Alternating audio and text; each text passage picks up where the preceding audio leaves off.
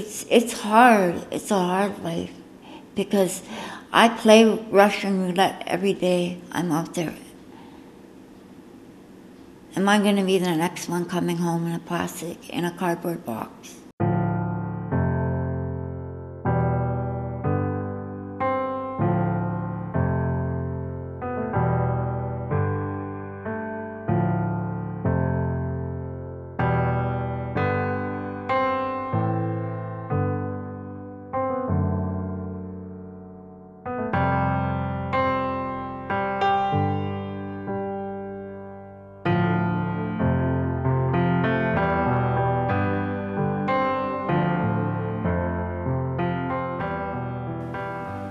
Because it's very unsafe. There's guys who take women who don't even wear a condom, who some of these tricks beat you up and leave you on the edge of the town, walk in naked, get kicked around, and there's some of them who'll OD you just to have them use a date rape drug, shoot you up, and you can be lying there. And it's an everyday thing that I felt. Their safety concerns would be that somebody would take them out of town, possibly beat them up. So that's personal safety. Then the safety of having sex and being subjected to all kinds of STIs and things like that. If you look at the one Daniels, Ms. Daniels, if I can use her as an example, she was found beaten and her baby had been cut out of her, and then she was torched. Now the only reason they found the killer is he turned himself in. You know, how many other women have gone missing here? It's a very risky occupation.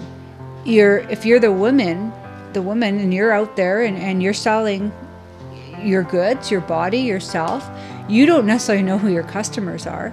You don't know that this man that you're getting into the vehicle with and driving across the river into the bush or wherever you're going with, you don't know who he is. You know, he could be drunk and end up killing you. We had a client that had left us, and a few months later, that's exactly what happened to her.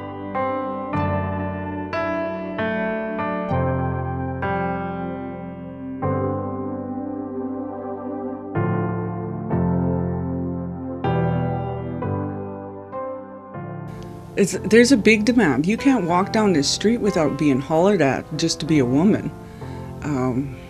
There's a lot of sexism and racism, and it's all intermingled. The only safety that could really be provided for them is the use of condoms. We do bad date sheets with them. If there is somebody who has,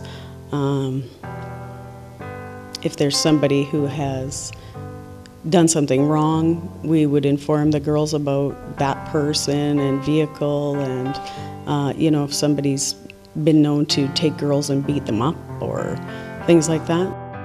We'll have marked patrol cars that respond to the area. We'll be checking these people. We'll be making sure there's no warrants for their arrest. We'll be trying to clean them out of an area.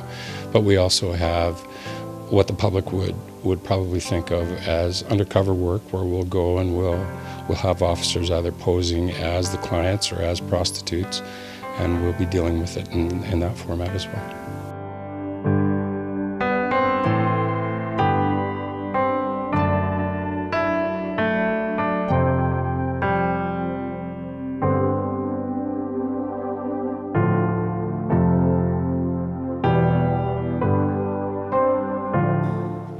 I didn't know, so I started getting into hanging around with the wrong people. And it wasn't doing it anymore. And I kept on and kept on and kept on. My tolerance was getting higher, but yet I still wanted that because of the sexual abuse I took from some family members. I didn't know how to cope with it through counseling or anything. And I had a lot of anger. You need food and you need shelter. Those are, and food, shelter, and safety. That is the #1 basic need everybody needs. You can't even begin to work on anything else until you have those basic needs met. So if you don't have food and you don't have shelter and you don't have safety, you can't work on that. Because I couldn't stay clean and I couldn't stay out of, the business. Number one, I was in poverty, so I used to say a trick a day kept the bills away. The vast majority of them are dealing with abuse issues and or addiction issues. That they're trying to feed that addiction. Some people might just think that it's a nuisance on the streets, but I see their challenges and I see the things that they go through, and I see that they're struggling with homelessness and they're having difficulties to manage life. They might have substance misuse issues going on. There's just such a variety of things that are putting these girls where they are.